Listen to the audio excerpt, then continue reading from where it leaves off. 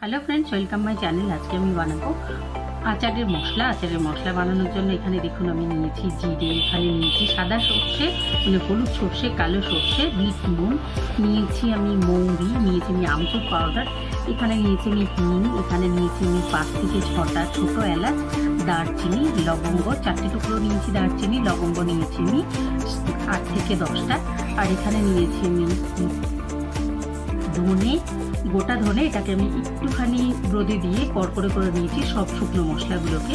তাহলে কি হয়, সানড্রাইড করে নিলে এগুলো খুব ভালো কড়কড়ে হয়ে যায়, তাহলে বেশিক্ষণ ভাজতে হয় না, অল্প একটু হালকা হিটে ভেজে নিলে খুব ভালো স্মেল আসে। এখানে নিয়েছি আমি মেথি, আর নেব আমি কালো জিরে, আর লাগবে আমার সাদা নুন। এখানে নিয়েছি সর্ষের তেল, এখানে নিয়েছি আমি কাশ্মীরি রেড চিলি পাউডার, আপনারা চাইলে নিতে পারেন অথবা নাও নিতে পারেন। আমি কাশ্মীরি রেড চিলিটা নিয়েছি কালারটা ভালো হওয়ার জন্য। প্রথমেই আমরা সর্ষের তেলটা ফুটিয়ে নেব একদম লাইট হিটে, মানে একদম কম আছে, এটাকে গড় গড় করে যখন ফুটে যাবে, একদম তেলটা যখন ফুটে যাবে তখন এটাকে নামিয়ে রেখে দেবো, ঠান্ডা করে নেবো একদম আলাদাভাবে। আর সমস্ত মশলাগুলো আমি ড্রাই রোস্ট করে নেবো কালো জিরে ছাড়া, তারপরে আমি এগুলোকে গুঁড়ো করে নেবো। এই দেখুন আমি চলে এসেছি গ্যাসের কাছে, গ্যাসের ফ্লেম অন করে নিয়েছি আমি একটা কড়াই, আপনারা কড়াই বা হাঁড়িতে ড্রাই রোস্ট করে দেবো, করে নেবো আমরা মশলাগুলো প্রথমে, যার জন্য আমি নিয়ে নিচ্ছি জিরেটা,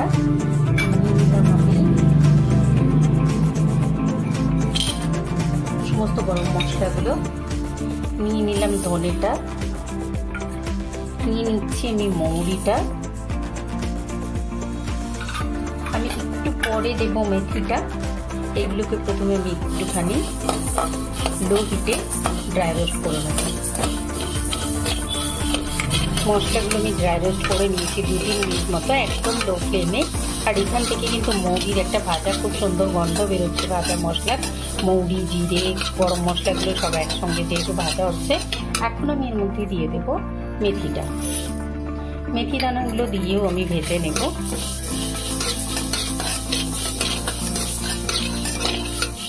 আরও 2-3 মিনিট মতো এটাকে আমি ড্রাই রোস্ট করে নেব। মেথি দানাটা দেওয়ার পরে 1 মিনিট বাদে আমি এর মধ্যে দিয়ে দিচ্ছি সর্ষেটা দিয়েও আমরা 2-3 মিনিট মতো রোস্ট করে নেব। দেখুন মশলাটা আমার ড্রাই রোস্ট করে নেওয়া হয়ে গেছে। এখন আমি এটাকে নামিয়ে নিয়ে ঢেলে রেখে, একটা ছড়ানো পাত্রে ঢেলে রেখে এটাকে ঠান্ডা হতে দেবো। ঠান্ডা হয়ে গেলে তারপরে আমি এটাকে গুঁড়ো করে দেবো।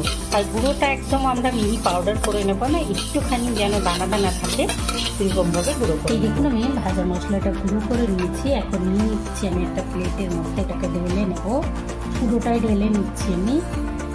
আর এর মধ্যে আমি অ্যাড করে দেবো এখন হলুদ গুঁড়োটা, অ্যাড করে দিচ্ছি আমি আমচুর গুঁড়োটা, নিয়ে নিচ্ছি আমি বিট নুন, নিয়ে নিচ্ছি আমি সাদা নুনটা।